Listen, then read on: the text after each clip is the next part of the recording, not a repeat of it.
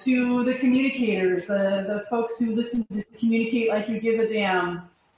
There's something about the title of this podcast or the content of this podcast. You're like, I need to listen to that. And I'm glad you're here. You're going to get a lot out of our conversation today.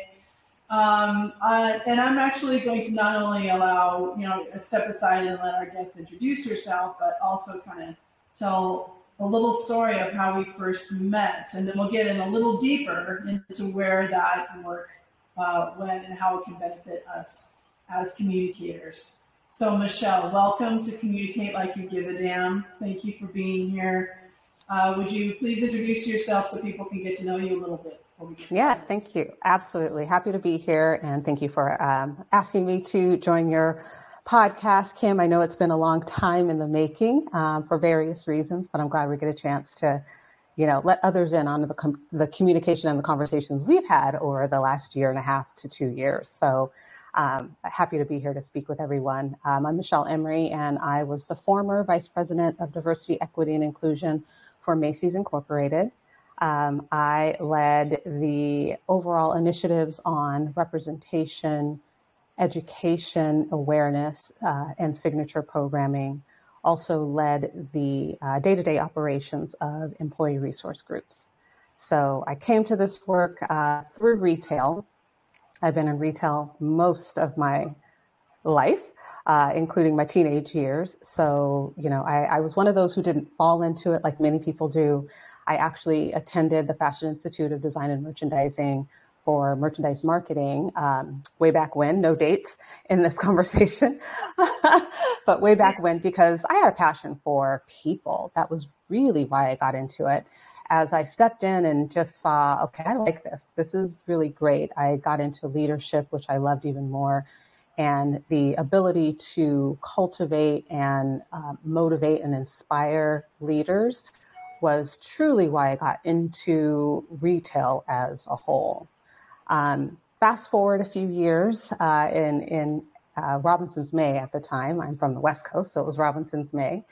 I, had various leadership roles throughout the organization. I also did a stint in a regional merchandising role before taking on multi-store leadership. And that truly is where that desire and love for people leadership came to fruition for me. But I think after 2020, everything changed. And I think that for a lot of us, and you and I have spoken about this. And it wasn't that DEI wasn't a part of what I did, because I had always been a mentor to many people, specifically people of color, in terms of helping them navigate this lovely corporate structure we love so much, help them navigate their careers. So I've always been a part of it.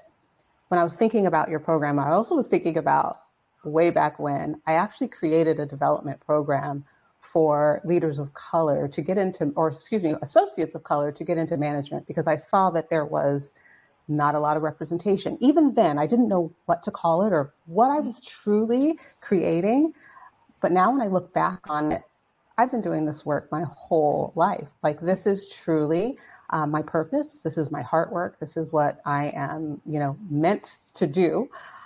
So I loved being a part of the DEI team at Macy's, and have learned so much and will continue to further my career. But this is the work that I love to do. And in this work, since you've been doing it so long, how do you care for yourself along the way to keep that passion lit?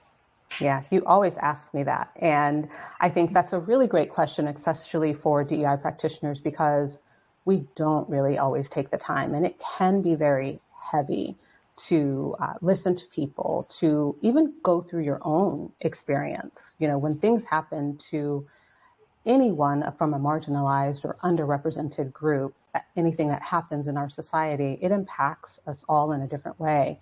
Add on being a DEI practitioner on top of that, you also have to take care of everyone else, because that's what you're enlisted in this work to do. And I loved to absolutely do that. I think you have to take time off, right? Take time off. And that means not just on vacation, but you're still listening to the news or engaging in other podcasts about diversity, equity, and inclusion, but really take a break from it all, because you do need to let your mind be clear Recently, I have taken up meditation, which has also helped me tremendously clear that space in my mind for myself and to continue to further my own development as a human being, as a person, as a spiritual being, so that I can come back to work fully energized and ready to support others. Beautiful. And I completely agree. And that I have time with my kids. I share time with them, so I don't get to see them every single day. But when I am with them, that is my permission to just obviously be present for them. I put the phone down. We just go and have boba tea and go to an art museum or something like that. Like, I am very, very present with them. And then I stay physical. And because a lot of this work is sitting and listening, and it's a lot of emotional toll, right? And that I want to be ready and present for and be able to, hold space for it, right? Yeah. So that's just a couple of things that I do, that I just like make sure that I move, that I keep movement a part of my work, whether it's working out, going for a walk, or chasing my kids, or whatever it is. But just doing, and my girlfriend will say, "What are you going to do this afternoon?" Like on a Saturday afternoon, and I say, "I'm going to putts." So I don't have any direct plans or anything, but I'm going to putts. Like, I'm going to this plant do from nothing. There, and I might wash my car. It's like I'm going to putts. Yeah, no, my family definitely keeps me in check as well. And my husband, just like, is the office light off yet? It's past 6 o'clock. What's happening? What's going on? And then I also have a 16-year-old daughter who right now is finishing up her junior year, moving into her senior year. So I know there's going to be so many activities and things to do, but you're absolutely right when you say being present. So not only for your family, but being present for yourself, right? Because I think in this work, and as women, we tend to forget about ourselves. So, being present with your family, absolutely important, but I'm still working on being present for myself. Mm-hmm.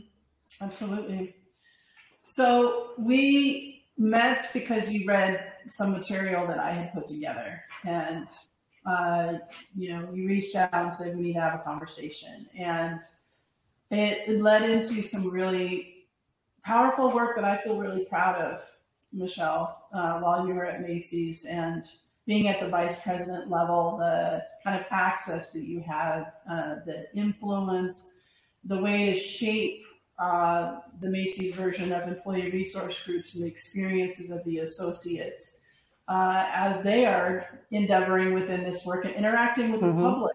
There's this social context going on. So if you could speak to kind of how you put together that philosophy of meeting the need, having been in retail for so long, so you truly understand how to walk in their shoes, and how you brokered the conversations with leadership to make sure that they didn't lose touch with what's going on and what the needs are. Yes. So I think one of my superpowers is ensuring that our DEI strategy reached our frontline colleagues in retail with mortar. I think that is, one of the possible missteps that some organizations may have, specifically in retail. And DEI sometimes can live at that central level, right? And it's for central colleagues. It is difficult and challenging to ensure that DEI strategy, initiatives, education, awareness is filtered throughout the organization. Our frontline colleagues, your frontline employees, are the ones touching your customer. They are creating those experiences for your customer. So if our frontline colleagues do not understand what DEI is, why we're even doing it, what's it mean to me, why is it important with my relationship with my peer or the customer, then I think companies have got to back up a little and figure out how to ensure to get DEI throughout the entire organization in every nook and cranny, every corner, supply chain to merchandising, to the frontline colleagues, all the way through, even the vendors that you work with. So it is a big task. It's an arduous, big task. And, we definitely knew that. I worked for a chief diversity, equity, and inclusion officer, and she is always very intentional about communicating. So we knew at that point in time, we needed someone to come in and help us shape this narrative. And it was around feedback on fear and fatigue for DEI initiatives and strategies. We had been just hearing through various listening mechanisms about why are we still doing this, right? Why do we still need to do this? It was 2023, or 2022. Why do we still need to continue with this work? And is this work going to leave me out? If I am a white colleague, is this going to leave me out of the organization because we have such a strong focus here? So we were hearing this through various communication mechanisms, and we knew that we needed to address it, but not throughout the entire organization at that point, not yet. We needed to ensure that our C-suite leaders understood what was being said, what was actually happening and what was being said, because, change is difficult for folks. And I think that's where we knew we needed someone to help communicate that, which is why I called you and saw a DEI communicating and strategy. And I thought, this is someone who could definitely help us share this perspective and story and narrative with our C-suite leaders to help shape, that conversation. We had a fantastic conversation, which led to some initial changes in our strategy and really evolving what we're doing. We didn't change too much, but we really evolved what we did based on the conversations that came from that room and came from the boardroom that day. And that was really helped and shaped by you. So truly appreciate all of the work that you helped us. And employee resource groups can be the lifeblood of an organization if you really cultivate them. I'm definitely an advocate for that. If you really cultivate your employee resource groups, they can help support you in so many different ways. We wanted to make sure that our co-leaders of our employee resource groups understood how to have difficult conversations. Up until that point, we have had some different openings, listening sessions, and some were really great and some were not, because you have different groups of people on all of these calls. So our goal was to ensure that our co-leaders really truly understood how to have impactful, meaningful, and successful open listening sessions for any group, for all people. And to do that, you have to learn how to communicate inclusively.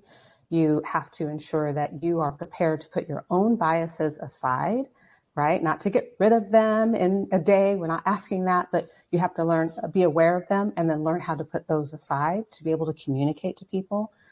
But we weren't the ones to do that. So I knew the woman that could help, and that was another way that you helped our organization thrive. So truly appreciate your work, truly. Thank you, Michelle, for the opportunity to support and be with your folks and having the access to work with them directly and answer their questions.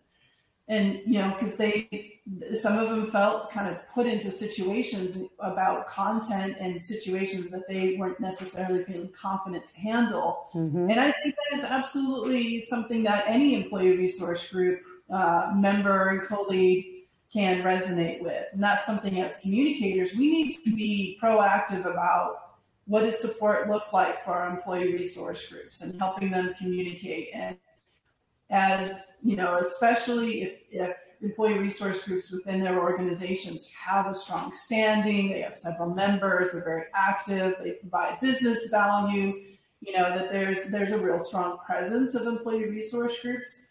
We have to really tend to, especially those leaders who are going to be put in situations if something happens external to the organization that mm-hmm. is out of the organization's control, for example, where they suddenly become the source of questions. What do I do? How do I handle this? And they need support. So as communicators, we need to be very proactive in having that bridge and that open communication and relationship, and be the ones supporting them, as well as people managers. People managers get in these positions as well. But when we're talking about people who are not only trying to do their day job, but also show up from a cultural standpoint, like employee resource group co-leads, it's about identity and being vulnerable about the identities that their groups are representing. So that has an added vulnerable layer that we need to be very cognizant of, that people managers not necessarily have to deal with. And so there's going to be times when our employee resource group colleagues are going to be like, I can't do this. Somebody else is going to pick this up. I got to go take care of myself. And we have to be ready. We have to have a contingency plan. We got to have support in place for them. And sometimes the work is not theirs to have. It should be allies. So it's really having those constructive conversations strategically before something happens to ensure that there is the support to meet the need of employees when something hits the fan. Yes, because inevitably something did, but I felt like now the leaders were ready to take that on because, fast forward and something did happen and they were ready to have those conversations or felt more comfortable in having those conversations with different groups of people. I would say too, outside of employee resource group, having a DEI council that's not at the C-suite. So we had a diversity, equity, and inclusion council that was C-suite level, but also, having 600 plus stores, we also needed a group of people leaders, as you are speaking of, to embed DEI throughout their stores. So we had a group of about 183 store managers who were part of this group. So if the co-leads were getting fatigued, right, because we do put a lot of responsibility on them, we had another group that could pick up the mantle, that could stand up and say, here's the focus, here's what we want to focus on, and here's the impact to this group of people or to this person, and here's what we can do differently. So employee resource groups, again, can be the lifeblood, but I also think having another DEI type council with the majority of where your leadership sits, right, which is at middle management, I think is also very important for organizations to understand. Agreed. This cross-sectional collaboration. Yep. And something that y'all have done well over the last few months, especially, is bringing in intersectional experiences across employee resource groups. So it's not just there's one group talking here and there's one group over here, and it's all kind of about the same social situation, but there is actually some opportunity for some cameo experiences where different colleagues from different groups are actually working together. So this cross-collaboration, I don't see that nearly enough, Michelle. Then there's great opportunities because there is intersectional experiences that employees are having. And watching the employee resource groups reach out and say, hey, can you come into this, event and let's work together on this? I think, better together kind of thing. Yeah, that's how I knew that it was working, is when they started reaching out with one another, right? Didn't really know, because, sometimes how to measure that can get a little sticky experience to another group. And then they started having larger conversations on top of that. And then, doing, as I was leaving, they were doing events together outside of work, which was fantastic. Because if there's one thing about identity is it is intersectional. I mean, right? At its core, it is intersectional. Nature. Yeah, absolutely. So while these groups are set up, by identity, I think the one thing we definitely tried to do is to ensure that people knew that you could join an ERG if you want to be an ally, an advocate. All you had to do is go and listen. If you wanted to learn more, you could be part of the group. You did not need to come from that specific background. And it was a little bit of a tough sell to some groups because they wanted to, be together and to have that camaraderie with their specific group, which is fantastic. There is space for both things to happen. Right. There's absolutely space for both things to happen. You can have a meeting or an event that is focused for your group, but you can also have additional sessions for everyone, right? Because we've got to get everybody involved in this work. So inclusion means exactly that, but there's an action to that. And that action for an employee resource group is simply to include everyone. Because if we, it is not their job to educate folks, but if folks want to be educated and learn a little bit more, absolutely join an employee resource group to learn a little bit more about a specific group that you have the curiosity and respect for. Join, learn more, and figure out how you can be a better ally. Mm-hmm.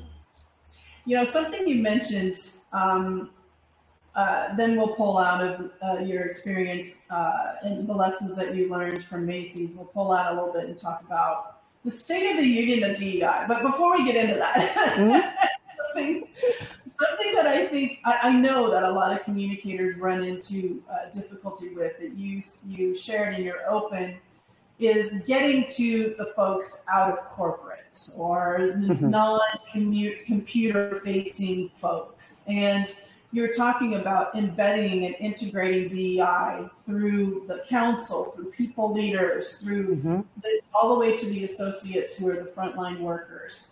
So what's some advice of ways that you've been able to do that, especially anything that you did through a communication strategy or working with your communication partners? I would say that part of our strategy was bottoms up. The group was created first because these were the leaders out in the stores that, you walk into our stores, I know you do, and it could be the store manager of that specific store who could be on the DEI champion team. And we asked them, right? We simply went to them and said, what are the concerns of our colleagues at this level? What is it that they want to learn about? What is it that they are unaware about? And, how can we support their development in diversity, equity, and inclusion? They gave us a lot of information to work with. And, this is typically never a shy group. So it was a bottom-up strategy. We went straight to the source. What do you need? What do you need? Instead of creating this centrally and trickling it down like many other organizations or many other initiatives, how initiatives happen in corporate America, this was a little bit different. This was definitely let us know, what do you need? And then from there, we did additional research in terms of unfair treatment we learned about unfair treatment from our customers. We learned if our colleagues saw unfair treatment happen to customers or if they have experienced it themselves. So again, we turned all of that feedback into strategy. What we did with that is, put that into our DEI simulation training. So if they said, this is, I'm unsure of our fitting room policy and I saw this happen to a customer and a customer also reported that, then that's something we put in the training. And I say happened because there were no made up situations, none. They were all sourced from our employees or from our customer bill of rights system. So going straight to the source and understanding what their needs were was how you get it throughout the entire organization. We did the same thing with supply chain. What is it that you're looking for? What do you need? What's working well that we could take back, and maybe grow that to be a strategy as well. So when I'm talking about every single corner of the organization, you have to get to the people who's doing the work. Again, because they are the ones who are engaging your customers every single day. Mm-hmm. That is such an important takeaway. And if you talk to anybody who's been involved in any kind of movement, any kind of significant change, it's always been organic. Well, not necessarily organic, but it's come from the grassroots.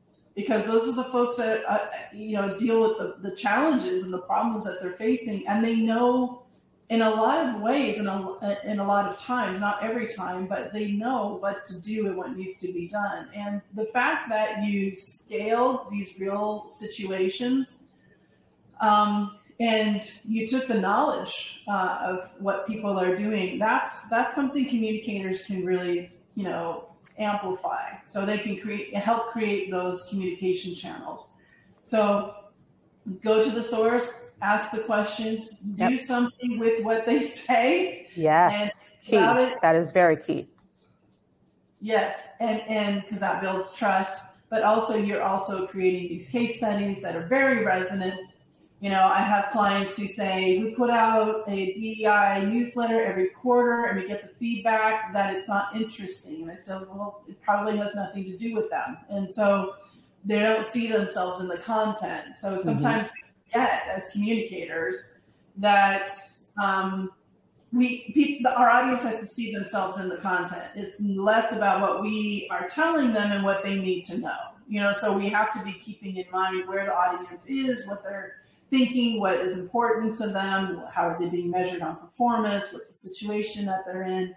And so we have to extend that into these training opportunities that you were talking about. So the fact that nothing was made up, it's not like some of those compliance videos that some of us have to take, we're beyond compliance. That's beyond. Way beyond, Beyond. World. And that was a huge piece of it. Is I had colleagues call and say, this literally happened today. And so you knew, okay, we're on the right track, because again, they could see themselves in the work. And, it was something that was done privately. So if they maybe made a misstep with that customer, but now understand how to support others in a different way, that was the key. That was absolutely the key. It's very difficult to measure unconscious bias training. And maybe, anybody who's figured it out, let me know. But one way we wanted to do it was to move away from that in a sense, and measure key skills behind the scenes. So based on how the colleague answered, we could see how we are advancing in these 5 key skills. So it was beyond that unconscious bias and more about, how do we elevate skill? Yeah, in real world situations. Real world. Out. It's not theoretical. It's actually right. like interaction in your day-to-day job. Yeah, I love it. Love that. And that is key. All right, so big question. I'm asking a big question here, Michelle. I know you've been in the work for a minute and you are passionate about it and you pay attention. You kind of like lick your finger and test the wind. And I would love to learn from your perspective and your experience, what the hell's going on? Like what, how would you describe the state of diversity, equity, inclusion work? Oh my goodness, what is going on? Wow, Kim.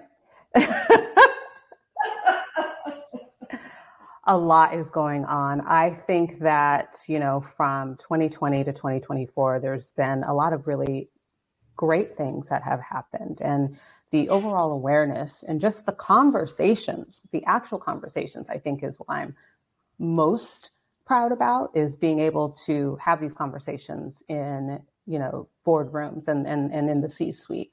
I think those are very important outcomes over the last several years. Within the last 1.5 to 2 years, the backlash has certainly been a driver of how corporations are looking at DEI right now. I think the strike against affirmative action was huge for our work, and in not the most positive way. Specifically, some colleges have said, no, we're not backing down. We are going to move forward. We're going to look at recruiting students differently to ensure that we have that representation on our campuses. And others have just said, we're doing away with DEI departments as a whole. So the state of DEI right now is in flux. I think the work is evolving and will continue to evolve. I don't think, and you said this in your book, it's not linear, it's circular, right? So we will continue to do this work and continue to do this work. People ask, well, is there an end? Is there an end? Well, humanity is humanity. Not 100% sure there is an end, but I do know that we can help create greater awareness to why we're doing this work, which was to correct the centuries of inequities, discrimination, and bias that has happened specifically in corporate America. That's why this work is here, beginning in the mid-'60s. That's why we're here doing what we're doing, is because there has not been equity in corporate America ever. So now people are stepping up saying, not quite right. We need to do something about it. And with all the external pressures, I think, on DEI right now, a lot of organizations have stayed put and have stood strong and steadfast on their values, which include DEI. And then you have some who maybe want to change the name and disguise the work a little bit, or some who feel like we need to move to equity only or culture only. I've seen a lot of that, or inclusion only.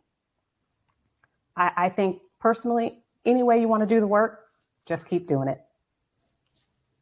Any way you want to do the work, whatever that looks like for your organization, just keep doing it and stand on your values and be ready to communicate that to the communities you serve, and especially internally as well. Yeah, thank you for that. Thank you for taking on that big question. Yeah, just to add to what you're saying, I look at the pushback as feedback. I look at it as like, wow, I think we've made some missteps here. We've re-marginalized. We haven't been practicing inclusion, and we haven't been really defining and giving a vision for outcomes of what we're trying to do, within our organizations, because the cultural challenges that we're trying to solve for have been age old since the beginning. And putting a DEI lens on it is naming those inequitable systems and processes. And we're seeing results of not having our eye on the ball over generations. We see those results within leadership teams and hiring and promotion practices, et cetera. If you look at communications teams alone, Michelle, over 80% look like me. And so what is that? What is that about? And same with HR and to a certain extent marketing. And so when a lot of the language and the narrative is being driven by a more homogenous demographic that it does not have life experiences and professional experiences outside of more of the dominant experience, we're going to miss. It's kind of unavoidable. And so for some organizations, I'm glad that they're pulling back because they've been performative for the last 4 years. It's a good time to reassess. But, to your point, let's go back as a team and huddle. Let's have a conversation and let's come out and do it better in whatever way, shape or form that we're doing it, as long as we're doing it. Because if any organization is going to step back at this crucial time, you will be so unready for the future of work. You'll be so unready for the next 2 years of what the social change is asking of society, and you won't be a workplace that is resonating of where society is. You hire out of society. A company and organization is a subset of society. And so we have to be paying attention to these things and not, pretend that there's that and then there's us. And there's no separation when it comes to employees. So we have to be paying attention and resonating with it. Anything you would add to that? No, I think well said, as usual, Kim. I think that, it is interesting that, organizations want to pull away because, my question is always, do we think that's going to go away? Do we think that the inequities are going to dissolve because you are no longer paying attention? And the answer is no, it's not.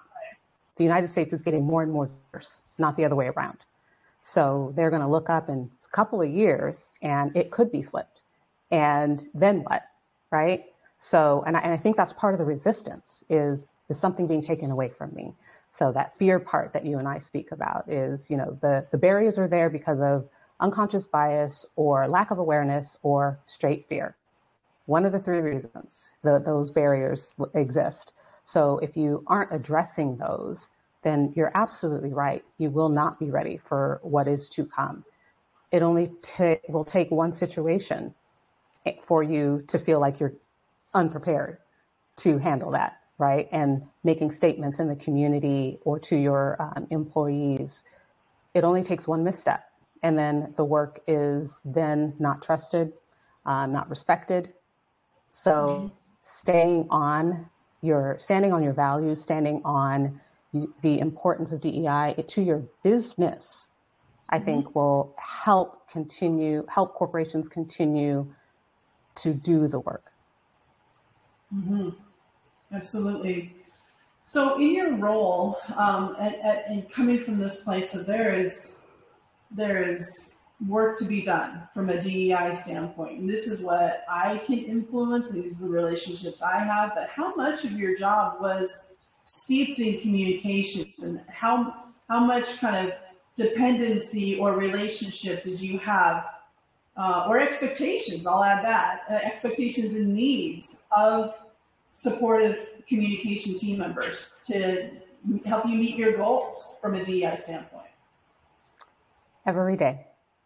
So I think if the DEI teams are not in constant communication with the communications team, it could go awry very quickly. So we relied on the communications team to help us communicate consistently throughout the organization, with the DEI lens. And that's where we came in and popped that DEI lens on top of it. But our communications team, and I agree with you, homogenous in is homogenous out. So communications teams have got to be made up of people of different backgrounds, experiences, genders, you name it. It is very important for that to happen. It is very difficult to create compelling messages when you do not have that on your communications team. But if you have that on your communications team, and then you communicate or work with the DEI teams to help put a lens on what you're looking at, a lens on the message, I think is something that we did every single day. It was not a monthly thing, quarterly thing. It was a constant collaboration between DEI and communications. So we had to be in lockstep with one another, and not just on external communications. That was a piece of it, definitely. A large part of it was also internally. What is the message? And how do we get it to people? It's a very big corporation. How do you get that message to, 80,000 people? That can be a very big task. So if you're not in constant collaboration with the communications team, there might be a miss. There might be a miss in message, and there might be a miss in where the communication is going. Yeah, that's one of my biggest concerns when communicators say, yeah, we've got a chief diversity, yeah, we've got a DEI strategy, and they're not actively learning from what those goals are. Because I really believe so much of it is based in communication. So it's our role and responsibility as communicators that we must have that DEI lens. Even if we're in organizations and not as mature as Macy's, if there is no DEI strategy, I still say, this is why I have the business that I do. It's like communicators. It is our job and our role and responsibility to have a DEI lens on our communications. Yeah, communicators help us shape the narrative, shape the story of DEI for your organization. And, as a DEI practitioner, that is not my ministry. That is a little bit different, right? I could talk all day about DEI, but how to communicate it, we have to also recognize as practitioners that we need help with that. And that's okay. And that's fully okay. Which is why, I called you twice so that we got that expert help, so that we weren't trying to do this alone. And that's the key, I think I want to say, is we weren't trying to do this by ourselves. It takes everybody in the organization. Everybody works in DEI, right? But to communicate, we could not do that alone. We should not be doing that alone, which is why, again, we worked with our communication partners every single day, and recognizing when we need help by reaching out to experts. And thank you. Thank you for making that discernment, because I think there's a lot of DEI practitioners that do think that they know how to put together a comms plan and stuff, but there's so much more skills but I also want to make sure that communicators understand you have to build your skills. So you can be there to know what to do and how to reach all of your employees to understand what the whole goal is around diversity, equity, and inclusion, so we don't unintentionally be marginalized, as I mentioned earlier. So here's a question that I love to ask every guest, Michelle, is that what does it sound like or look like or feel like to communicate like you give a damn? Wow. I think you gotta listen like you give a damn. Oh, good one. I think if you are unable to listen with empathy, respect, and a genuine spirit of collaboration, you cannot communicate like you give a damn, because you won't. You just won't. So I think the listening part has to come first, especially if we're talking about maybe communicators who do not have a marginalized experience. I think it's important to listen to all groups of people and to educate yourself, just as what you were speaking about is building on that skill as a communicator. So to communicate like you give a damn, you gotta listen with intention and an open heart. That is such a great answer. You're absolutely right. Because if we spend all the time talking and it's not informed, it's gonna miss. I mean, that's what leads to performative communications. It's like, just no, Yeah. and that associate in the training that you talked about is like, you were listening to the situation and putting it in a practical form so people can relate to it. So they then knew, oh, this is what DEI work is. Oh, these are the benefits of it. Right. So that listening piece, I think, is huge, because you have to be able to undo any biases that you might come into the work with. You have to undo that lack of awareness. You have to be more aware about the work, and got to leave your fear at home too, right? You can't bring that into the communication work. You got to leave that at home until you can address it and work through it on your own. But you got to leave that at home, because I think once you enter, right, the workspace and start the work as a communicator, you can't have those three things. You cannot have that lack of awareness. You cannot, you have to put your biases and your fears aside so that you could really dig into the work. And if you don't, and even if you come from, a underrepresented community, those things are important as well. But again, I emphasize just the listening with empathy, because whether you have the same experiences as I do or you look the same as I do, we still could have different experiences. We still have different thoughts and perspectives about the situation that happened or the work itself. And that's great, but you've got to be able to listen to that before you can communicate it. Thank you. Thank you. Strong ending to this conversation. Thank you so much. You're welcome. So we were able to meet when I was passing through, saying, where you live. I almost said where you live. Where you live. I almost. It's okay. I'm glad we were able to actually meet in person. I don't always get the opportunity to meet people that I get to work with, and continue.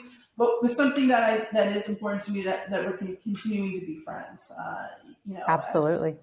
And what the future holds for you. I can't wait to watch and learn and eat some popcorn, because it's going to be amazing.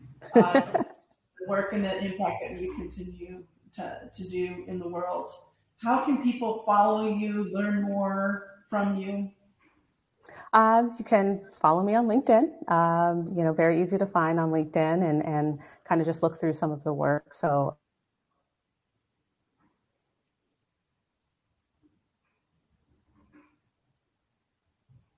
and I know many people who've been on calls with us have said, you should get together and we should record this. And I'm so glad that we finally got a chance to do that. I wasn't going to give up. I really wanted to. You did it. Pop up every once in a while, like, hey, you did.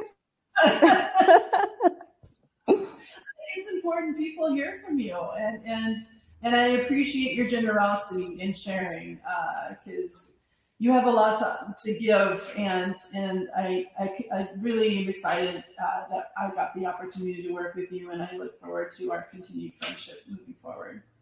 Thank you, Kim. Me too. Thanks, everybody. So what popped out to you from the conversation? The more conscious communicators in the world, the better the world. So go to communicatelikeyougivadamn.podcast.com and set up a one-on-one strategy session. And until next time, let's keep taking care of each other.